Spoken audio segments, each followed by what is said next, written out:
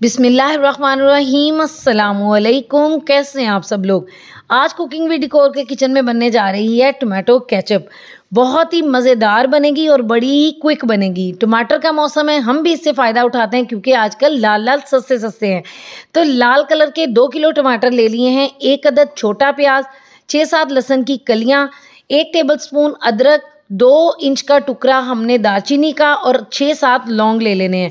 उसके साथ हमने 1 टीस्पून नमक, 1 टीस्पून लाल मिर्च, 2 टीस्पून कश्मीरी मिर्च और 6-7 जो है ना हमने सूखी लाल मिर्चें डाली हैं। अगर आपके पास नहीं है तो आप बटन वाली मिर्चें डाल लें, और अगर आपके पास कश्मीरी लाल मिर्च नहीं है ना तो आपने 2 टीस्पून रेगुलर मिर्च डालनी है और उसके साथ थोड़ा सा रेड फूड कलर डाल दें। ठीक है, इसको 10-15 मिनट के लिए हल्की आग पे ऊपर रख देना है। तो इस तरह ये बिल्कुल पल्प जो है ना वो लिक्विड छोड़ देगा, सॉफ्ट हो जाएगा।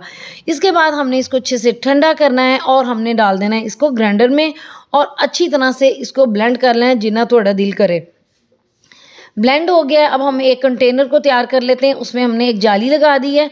आप इसको अच्छी तरह से स्ट्रेन कर लें, उसके बाद पानी डाल के इसका सारा पल्प भी निकालें और बाकी डिस्कार्ड कर दें। ये हमारे पास पल्प आ गया है। इसमें हमने 1 कप चीनी, 1 कप सिरका और 1/4 टीस्पून जो है ना टाटरी डाली है। इसकी खटास भी मेंटेन रहेगी और ये प्रिजर्व भी हो जाएगा। उसके बाद अगर हमने इसको प्रोफेशनली ट्रीट करना है तो हम इसमें डालेंगे सोडियम बेंजोएट और ज़ैंथम गन। ये जो है ना वो इसको प्रिजर्व करेगी बहुत लंबे टाइम के लिए। आप किसी भी केचप की बॉटल के पीछे देखेंगे ना तो ये चीज़ें यूज़ हुई होंगी। इसके साथ जब हमने इसको चेक करना है तो हम प्लेट में डाल के देखेंगे। अगर तो ये पानी डाउन जाए इसका मतलब ये कुक नहीं है। अगर ये इस तरह स्टिकी हो जाए इसका मतलब ये कुक है।